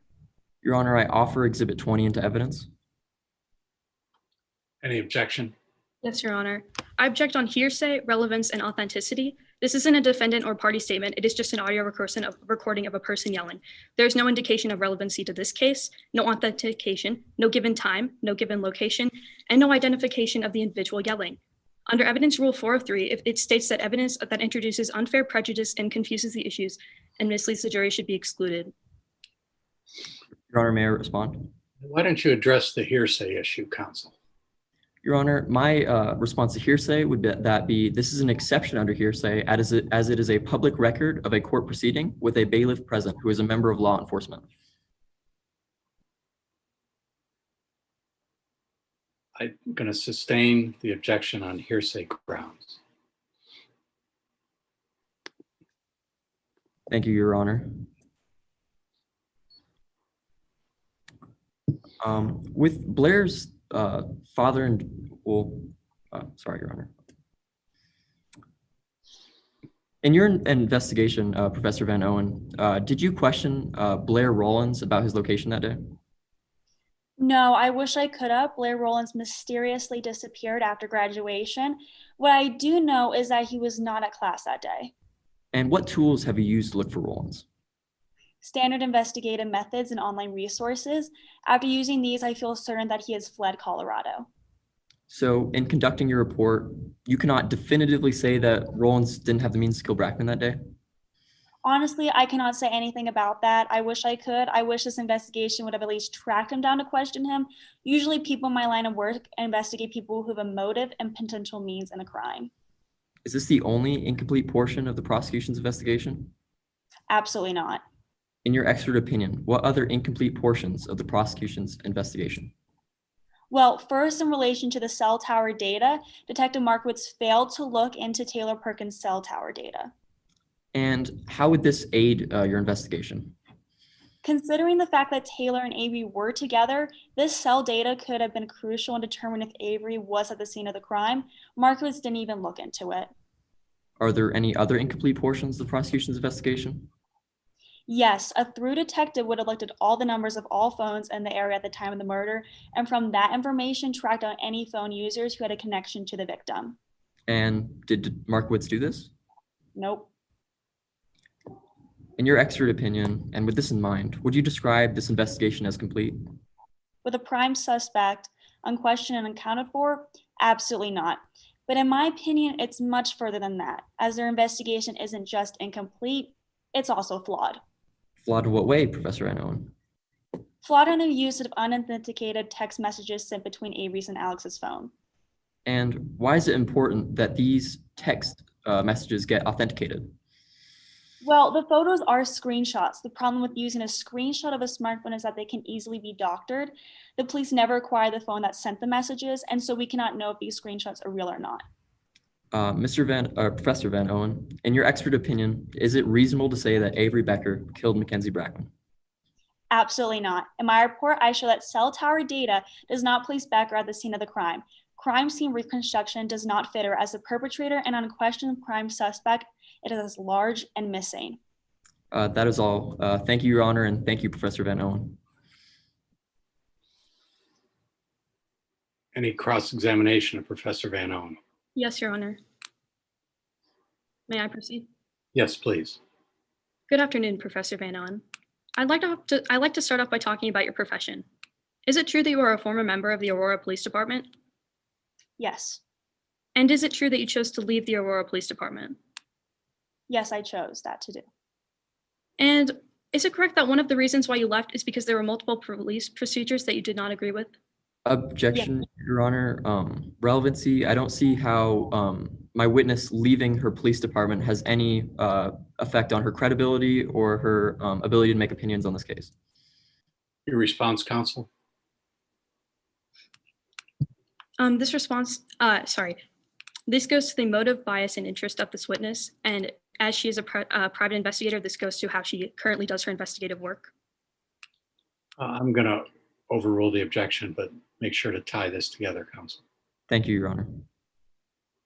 And you are currently a private investigator and a professor? Yes. And you have testified in court as a witness before? Yes. But only ever for the defense? Yes, only for the defense. Thank you. Now I'd like to talk about your involvement in this case. You have reviewed the police reports filed by Detective Markowitz? I'm sorry, can you please repeat the question? You've reviewed the police reports filed by Detective Markowitz? Yes, I have. And you've also reviewed the police photographs? Yes. And the cell tower records? Yes. And you've also reviewed the crime scene report filed by Kyle Kuzak? Yes, I have. And along with that, you've also conducted your own investigation on certain aspects of this case? Yes. And is it true that part of your investigation involved the murder weapon? Yes, it did. Your Honor, may Exhibit 6 now be displayed on the screen? Yes, again, and you can display exhibits to the witnesses without asking. Professor Van Owen, do you recognize this document? Yes, I do. Can you tell us what this is? This is the murder weapon. Is this a true and accurate depiction of the murder weapon? Yes. Your Honor, I now ask that Exhibit 6 be admitted into evidence. Any objection from defense? Your Honor, just an objection to hearsay, as this is an out-of-court document used to prove the matter asserted. Overruled. Thank you, Your Honor. The Exhibit 6 is admitted. And as you have previously stated, this is the murder weapon. Yes. Your Honor, may previously admitted Exhibit 8 now be displayed on screen. The knife determined to be the murder weapon does not match the knives in this knife block. Is that true, Professor Van Owen?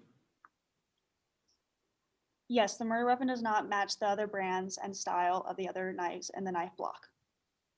And you believe that Kyle Kuzak's simplistic suggestion that the knife belonged to Brackman showcases that he was assuming something about this case?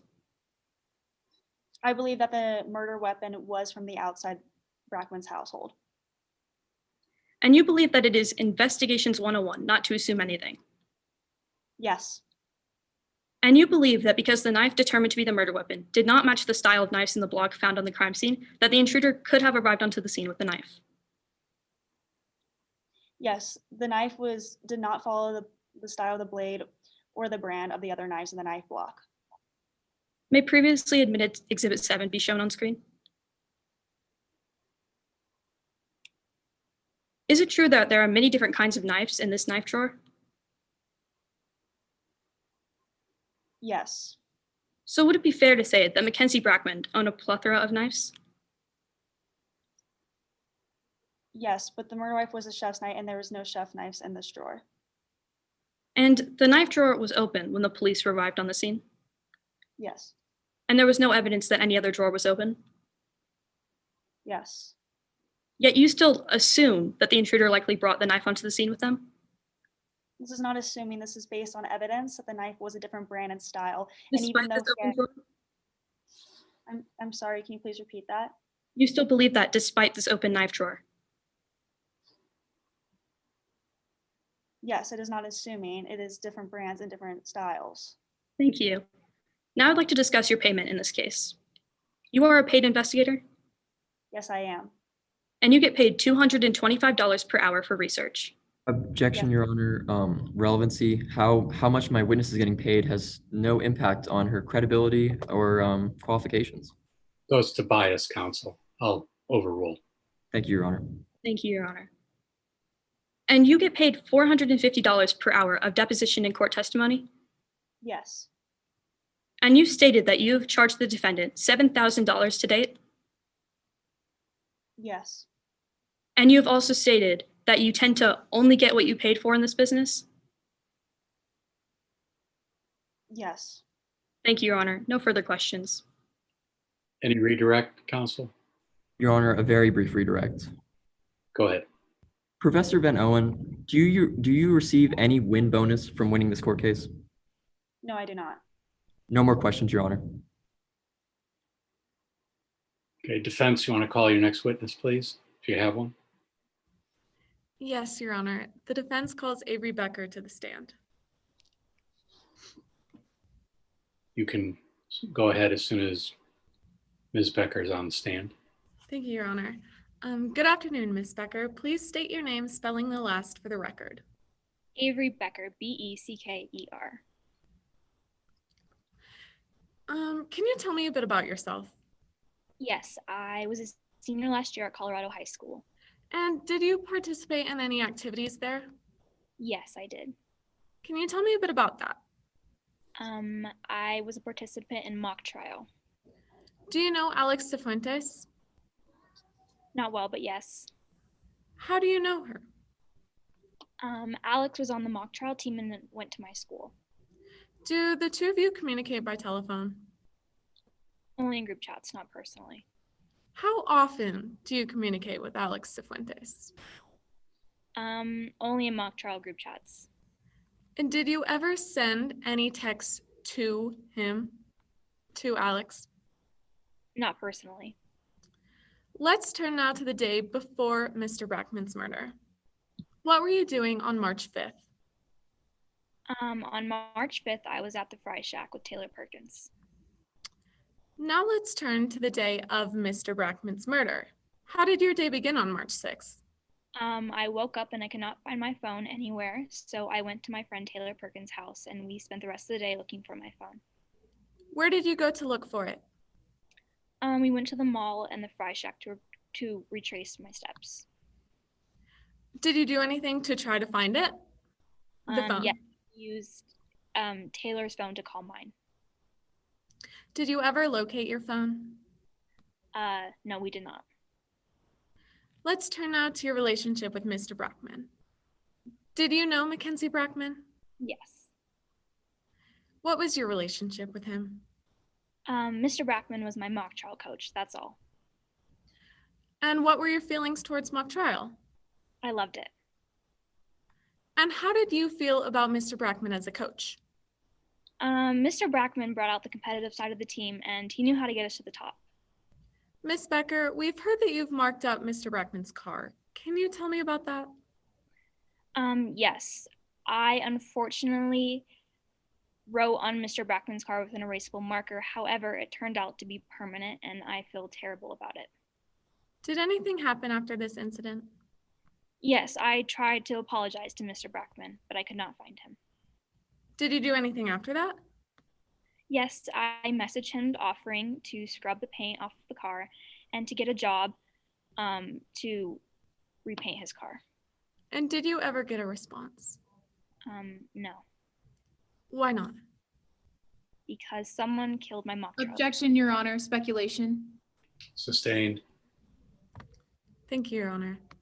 Have you ever visited your coach's house? No, Do you know where he lives? no. Do you know anything about Mr. Brockman's murder? All I know is that I'm being wrongly accused for it. Did you murder Mr. Brockman? Absolutely not. No further questions, Your Honor. Cross-examination, prosecution. Yes, Your Honor. Good afternoon, Ms. Becker. For your reminder, my name is Grace Admire, and I'll be performing your cross-examination today. I'd like to start off by talking about your time on the mock trial team. Previously on direct, you stated that you were a member of the Colorado High School mock trial team. Yes, And in your direct, you also preferred to make things up on the fly. Is that correct? I preferred to make things up on the fly. Yes, That's when it came to mock trial. Is to tell stories. And you weren't a big fan of preparing statements. Objection, Your Honor. Relevance. I'm not even sure I understand the question. Counsel, I'll sustain the objection. Why don't you reframe? Thank you, Your Honor. In your time in mock trial, Ms. Becker, you preferred to make things up on the fly as opposed to preparing statements for the competition. Is that correct? I wanted to do what was best for my team, and on the fly was better. And because you thought on the fly was better, you and Coach Brockman didn't get along. Coach Brockman was pushing me to prepare, so we disagreed on that. So much so that you would actually argue at almost every single practice. Coach Brockman was always pushing me to be better, so when I did not prepare, he would get on me about it. Is that a yes, Ms. Becker? That is a yes. Coach Brockman even called you lazy. Like I said, he was always pushing me, so he did call me that. He also called you disruptive. Objection, Your Honor. Relevance. Overruled. Thank you, Your Honor. Thank you, Your Honor. Can you please refresh my memory on when he called me disruptive? Ms. Becker, do you have a statement in the matter? I do. And you are aware that you were supposed to provide the truth and the whole truth in the statement? Yes, ma'am. And you are aware that you could change the statement up to this point? Yes. Now, if I would please refer to the court to page 37, line 99.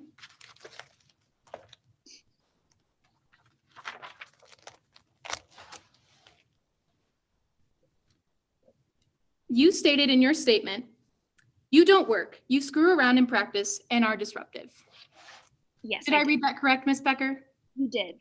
So he called you disruptive? Yes, he did. And your best friend on the team was Taylor Perkins? Correct. Who is testifying before us today? Correct. And you two used to text each other during practice? We did. You were even caught not paying attention during practice. Objection, Your Honor. Relevance again. Overruled. Thank you, Your Honor. Thank you. And because of all this, you were bumped down to the B team. Is that correct, Ms. Becker? I was bumped down to the B team. As a senior, Yeah, I was a senior. and this made you angry. I was upset, but I eventually was put back on the A team. And you even said that the B team was full of losers. The B team is not full of winners. You stated, Ms. Becker, in your statement that the B team was full of losers. Yeah. And your friend Taylor Perkins quit the mock trial team. I have no control of what Taylor does. And this eventually is what landed you back on the A team. Is that correct? Mr. Brackman's decision was not mine. Well, because of that decision, your team succeeded in winning the regional competition. Is that correct? I'm sorry, could you repeat the question, please? Your team succeeded in winning the 2020 regional competition. Is that correct, Ms. Becker?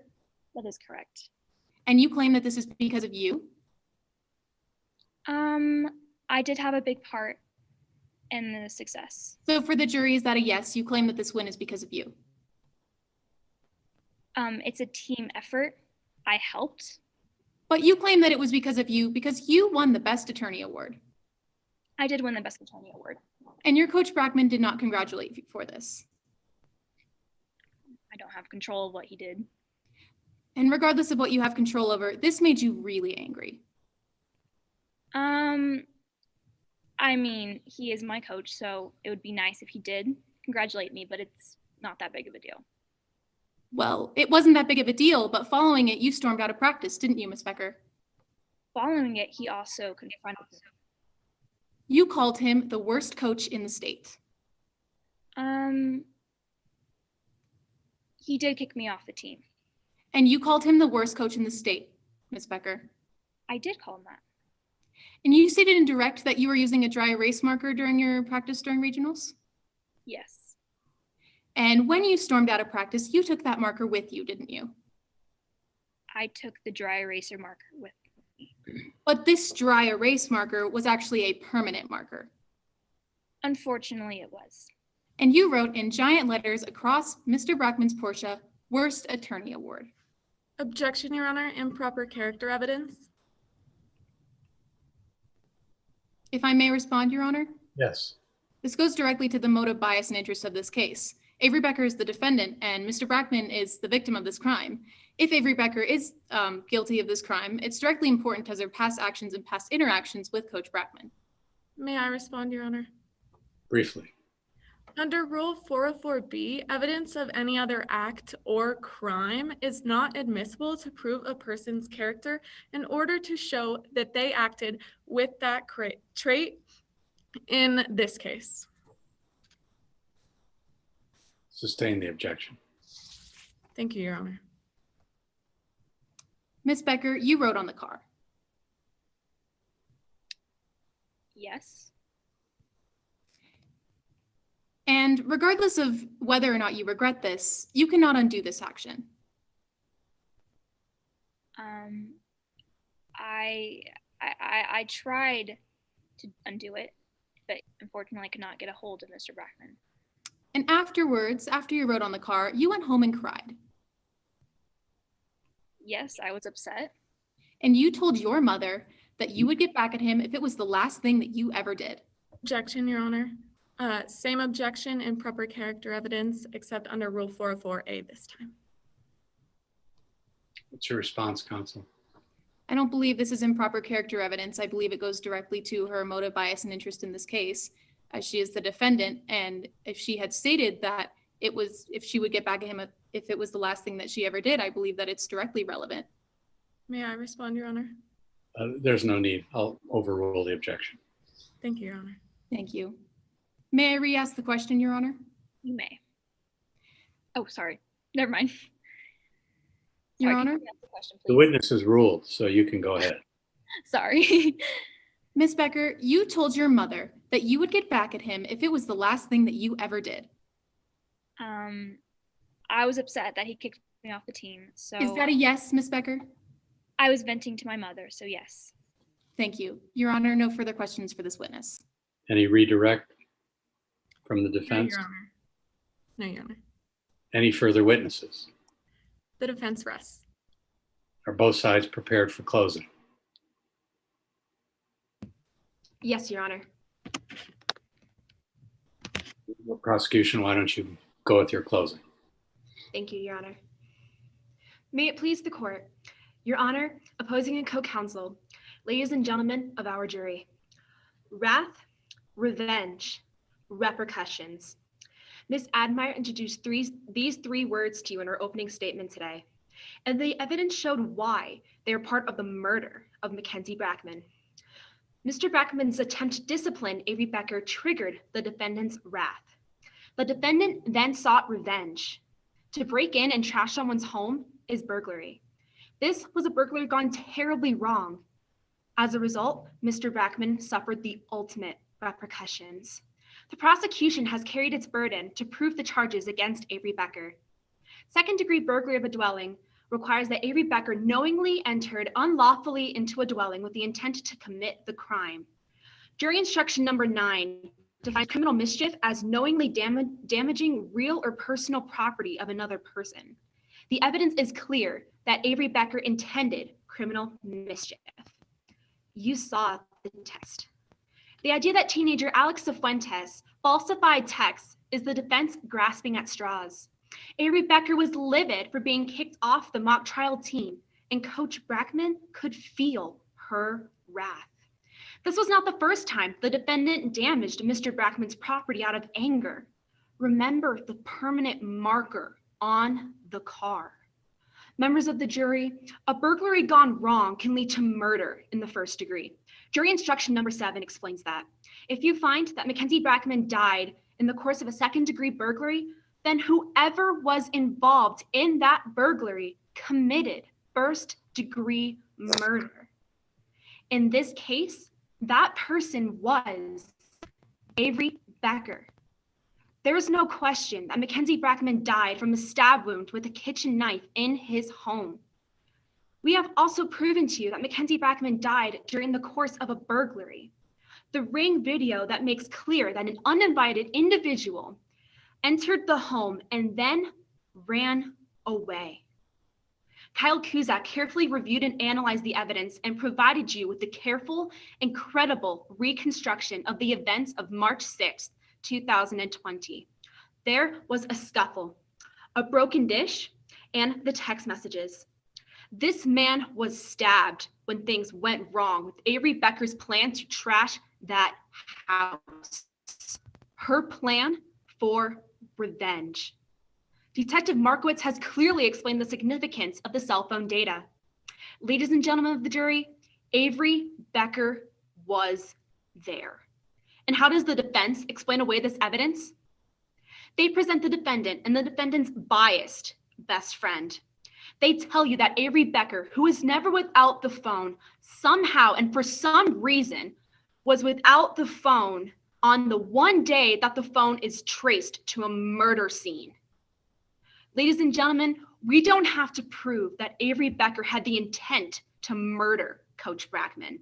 Our burden is to prove that he died during that burglary. The evidence is clear. It establishes that Avery Becker is guilty of first-degree murder. This was a plan of revenge. Things got out of control. Avery's emotions got out of control. Then Coach Brackman was dead. Dead before he even hit the floor. Imagine Avery Becker's panic. In a plan to avoid the repercussions of what happened, Avery Becker used her best friend. Taylor Perkins would do anything to help out a friend in need. Taylor Perkins has showed you that he would help Avery Becker, and Avery Becker most certainly needed help. And consider their expert, Blake Van Owen. She was not at the scene. Blake Van Owen did not collect the evidence. All she did was criticize the work of an experienced detective, Jordan Markowitz, and professional crime scene reconstructionist, Kyle Cusack. Van Owen's Monday morning quarterbacking cannot change the compelling evidence in this case. Avery Becker was motivated by wrath and intended to get revenge.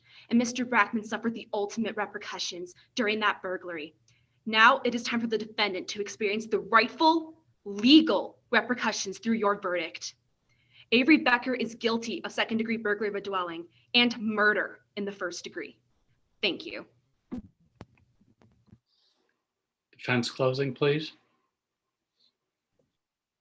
Yes, Your Honor. Yes, Your Honor. First of all, I would like to thank you, Honorable Patry, for your time and attention, and thank you all the members of the jury for your mindful scrutiny of the facts of today's case. Before I start running down my closing arguments, I think it's important that we first pause and take a look at the victim, Mr. Brackman. Mr. Brackman, outside of his duties regarding mock trial, was an upstanding and honorable attorney who stood for something that we all admire today: true justice. Justice today, as we all know, is something very hard to come by. And sometimes, for selfish motives like ambition, people evade the eyes of justice, or even, sometimes, masquerade injustices as true justice itself. No more clearly is this shown than in the crucible and the pastiche of it we find ourselves into today. Abigail Williams, played by the cunning Alex Cifuentes, was jealous of Avery's success. As you've heard today, Alex considered it a slap in the face when Avery would win awards and thought that Avery's success rested on her good looks alone. This much is clear. Alex, in jealousy-fueled frustration, wanted Avery off the team. From this we know we cannot and will not trust the testimony of someone with such outspoken and distinctive disdain for the defendant, in today's case, Avery Becker. Detective Markowitz, through exposed flaw after exposed flaw, clearly fell short in this case. We've been informed throughout the case today of 3 major flaws in his investigative practice. First, he didn't subpoena cell tower information for the lady who claims to be with Ms. Becker that day, Ms. Taylor Perkins. Secondly, he only subpoenaed cell tower information for a narrow strip of time, so the jury can't make a well-informed decision about whether or not the alleged moved towards or away from the Brackman household that day. And last, in my opinion, the most egregious of these missteps has to be not authenticating text messages that allegedly show a motive for Ms. Becker. Now, it can be argued that any of these errors are just as bad as the other, but that is where the argument should lie. The argument should not be whether or not we can accept his testimony, as we clearly know the answer to that question. The real argument about his testimony is, which of these errors do you feel is most egregious, and which do you feel he should deserve the most reprimand for? Kyle Kuzik, in his direct, made a lot of zealous claims about what happened that day. But as we all saw in the cross-examination, many were walked back. First, it was a firm claim that a struggle took place, and then it became, well, it's a possibility that a struggle did not happen. Next, it was a firm claim that this was vandalism gone wrong, but then it became, well, it's a possibility that the intruder entered with an intent to murder.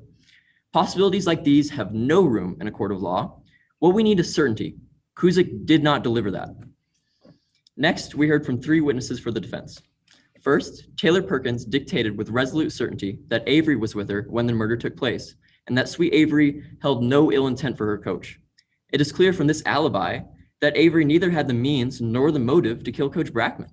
This testimony alone should exonerate Avery, but in the interest of rigor, we called upon an expert, Professor Van Owen. As a party with no interest in the direct outcome of this case, he surgically sliced up the prosecution's theory. Through his expert report, he showed that cell tower data is not remotely like GPS data and is extremely unreliable. He also deduced that the intruder had to have entered with an intent to kill. We know this to be true from the fact that a struggle did not take place in the house. Lastly, Professor Van Owen showed a spotlight on the unstable foundations that the prosecution bases their case on.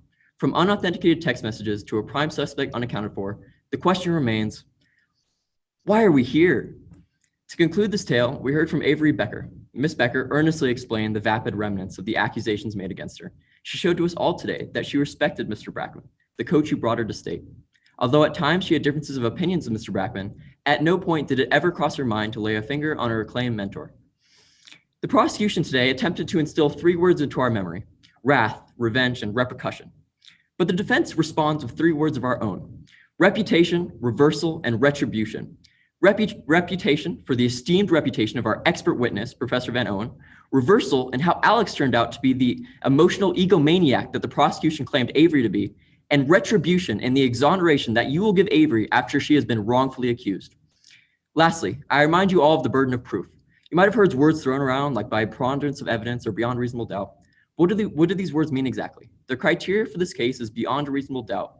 This means that you have to be just shy of certainty to convict in this case. And I ask you, what certainty have you heard? Without certainty, we are dealing with chance. And are you willing to gamble with your life? Have we slipped back into the puritanical setting of the crucible where speculation is synonymous with evidence?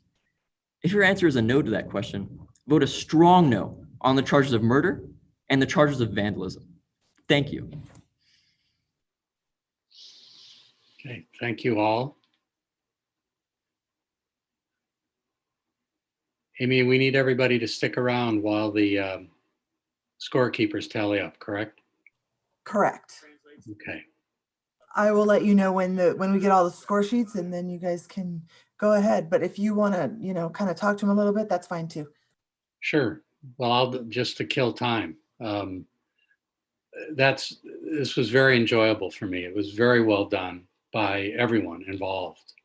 I am a partner in a civil law firm, Ballard Spahr, downtown Denver. I've been practicing for about 40 years, and the work that you all did today is better than a lot of work I see in courtrooms. And you should be very proud, regardless of how this turns out, very proud of all the work that you all have done, because it shows. The presentations were just great. There is one thing that I have that I'd like to share with you, and that is excessive politeness. When a judge overrules your objection, you probably don't want to say thank you. It's kind of like saying thank you for somebody who slapped you in the face. I, as a practice, most certainly don't thank a judge when the judge is not with me, regardless of whether she or he says something expressly or simply overrules. And because I don't want to signal anything, I don't also say thank you when the judge is with me, regardless of whether the basis on which he or she agrees with me. I just think it creates a bad precedent. So you might want to, I don't know if this is counter to what you've been told during your previous sessions, but you might want to think about how it appears in front of a jury when the judge goes against you and you still thank them. It just kind of strikes me as being not copacetic. It doesn't quite match up. So file that away somewhere. In the next round might be something to consider if you think about it. Anybody have any questions while we're waiting for the scorekeepers to tally things up? I know you're probably all anxious to be finished, be on your way.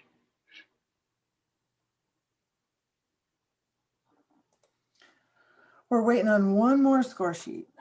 Okay.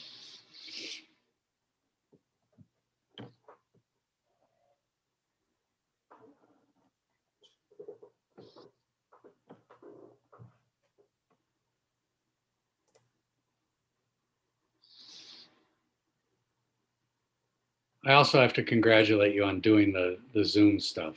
It's become a real skill that people need to have in our profession that a year ago we didn't need to have, didn't worry about it. And it's really commendable the way you've done it. It's not easy to talk to a screen. So I really appreciate your efforts there as well. And I think our last scorer is struggling with some tech issues. So if you want to start doing comments, just wait on do Miranda last. I thought at the end of the fourth round, there weren't really comments. I thought. Oh, I mean, either way. I mean, some people like them, some people it's up to, want to be done. it's up to the students. I'm sure it's been a long couple of days, and this is the fourth round. Would you guys like to have some brief comments from the scorekeepers? Your Honor, this is actually the first time that we have gone, although it's the fourth round. So I think I speak for my team, saying that we'd maybe appreciate certain comments. Okay. I'd heard that this was your first try at the defense. So why don't, if the scorekeepers are finished, why don't you let both sides know what you think?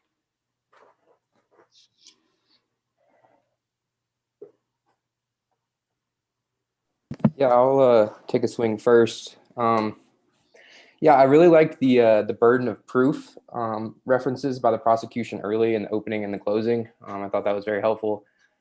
Further, I thought the knowledge of rules was also very impressive. That was surprising throughout. And then by both sides throughout the opening and closing, the linking back of the theme. I like how you really just hit that home. So yeah, overall, I thought everybody did great, and I was very impressed.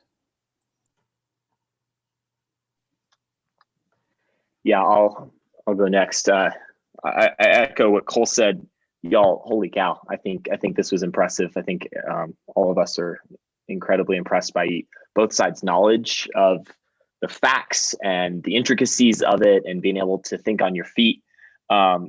Yeah, I think Grace did a great job on her opening, mentioning the elements. I thought was really awesome, especially like what legally had to be proven. I thought the Detective Markowitz, I thought the direct examination there did really, really well. But on the flip, I thought that Anna had a great cross. I thought she thought on her feet really, really well on that side. I was really impressed with that. I'm just going over some highlights. So if I didn't hit you, it's not because I thought you were bad. It's just what I managed to highlight. I thought Liam led his witness really, really well. Like we really, really got his witness to tell a story in his direct. I thought his witness did well there as well. Yeah, overall, I think you guys did great.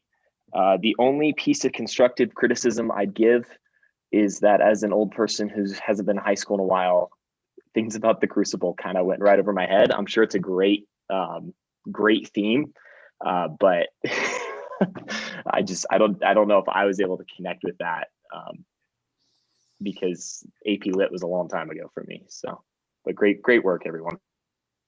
You might also think about how many of your jurors are likely to have had AP Lit. I'll offer some comments too. I'm Veronica Rossman, and I'm a federal public defender here in Denver. So it was interesting to see this criminal case. I thought just all of you did a really outstanding job with your command of the facts and the law. It felt like you were just so well versed in it, like you were just steeped in it and living it. And it just came across. So clearly preparation paid off. I also thought you guys did, the witnesses in particular, did a really fine job sort of going with the flow and thinking on your feet. Your testimony was really responsive to the questions that you got, and it just advanced the cause of the trial, and it was just really, really good. And then I was also just really impressed with how the lawyers were able to use prior testimony, refer back to other things that had been developed during the trial. And again, that's really effective. And then just the one piece of constructive criticism I would give just as a defense lawyer to the defense lawyers is you have to be careful about characterizing, I guess, the personality of your client, describing your client as sweet or this really, innocent person. Certainly they're presumed innocent. Certainly you're representing them and you would like the jury to acquit them, but you have to show that rather than tell it. So that would be my only piece of constructive criticism, but really outstanding, super impressive job, you guys.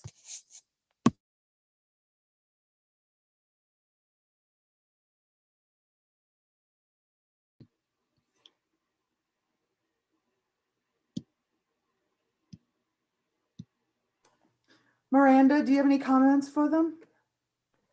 Yes, I thought that everybody did a fantastic job, and it was very evident to me how prepared all of you guys were. Honestly, I thought that everybody did really fantastic.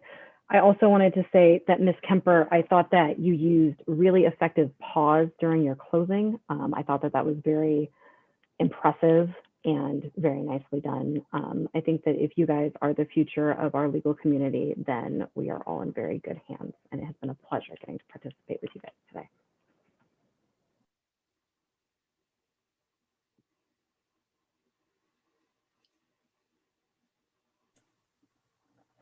All right, I think that's it. You guys have been fantastic this whole time. Thank you for your patience while we worked out some kinks with the whole virtual thing. Volunteers, can't thank you enough for helping us. There's no way we could pull this off without you. Students, we are going to tally everything. You guys are the first ones done, so you're going to have some wait time. And we will meet back in the judges lounge for awards, but we'll send emails to your coaches about what time we're going to be ready for that. Good luck to everybody. Thanks, everyone. Good luck. Bye. Thank you, Thank Your you. Honor. Thank you.